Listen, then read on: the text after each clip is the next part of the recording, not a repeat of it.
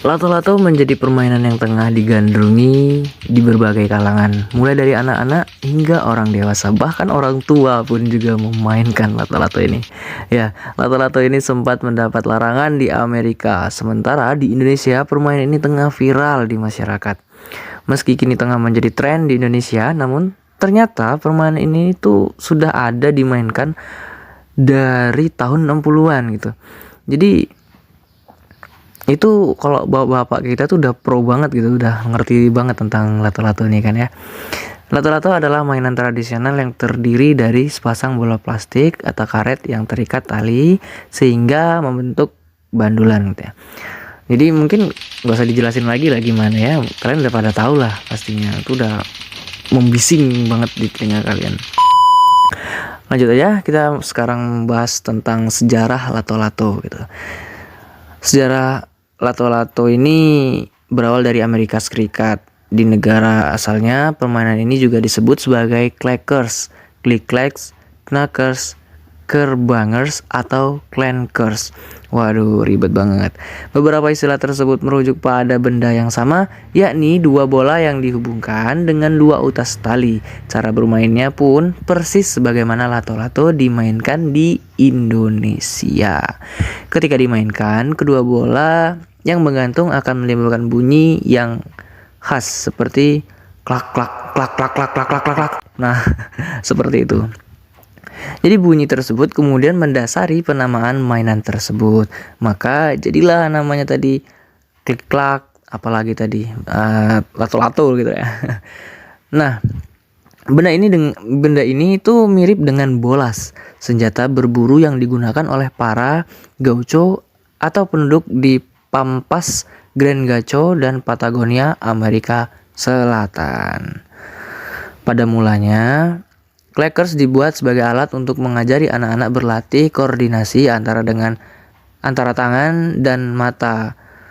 Kemudian New York Times itu menerbitkan catatan pada 1971 Agustus yang menunjukkan adanya kejuaraan dunia clackers. Waduh, luar biasa banget ya, lato-lato ada kejuaraan nasional, kejuaraan dunia gitu ya. Peristiwa bersejarah tersebut berlangsung di Italia, tepatnya di desa Calcinatello dekat Brescia.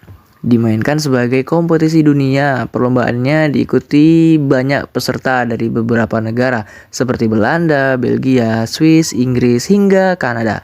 Semua negara itu berlomba untuk membuktikan kemampuan mereka bermain clackers atau lato-lato di kancah dunia. Waduh. Kemudian kita membahas tentang kenapa sih lato-lato itu dilarang gitu di Amerika gitu. Jadi sebelum melakukan pelarangan, FDA atau federasi apa gitu nggak tahu lah, sempat menguji banyak perusahaan untuk menemukan kecepatan dan potensi pecahnya lato-lato. Beberapa tahun setelahnya, pada tahun 1973, Consumer Product Safety Commission atau Komisi Keamanan Produk Konsumen muncul dengan banyak himbauan terhadap mainan ini.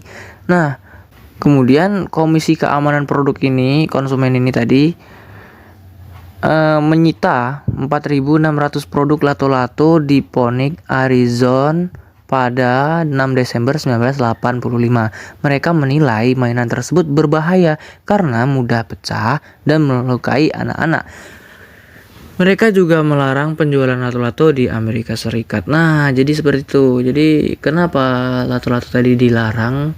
Karena dampaknya itu tanpa kita ketahui gitu. Jadi tanpa kita ketahui dan tanpa kita sadari ketika lato-lato itu lepas atau pecah. Jadi pecahan itu tadi atau lato-latonya tadi itu bisa melukai anak-anak atau kita sendiri yang memainkan gitu. Contohnya kayak gimana ya? Kalian pernah nggak sih main lato-lato ketika lagi belajar tuh, terus bagian tangan kalian itu terhantu, apa tuh bahasanya? Terbentur dengan bola-bolanya tadi. Itu sakit banget, tau nggak sih? Nah, kemudian lanjut aja kita sejarah lato-lato di Indonesia.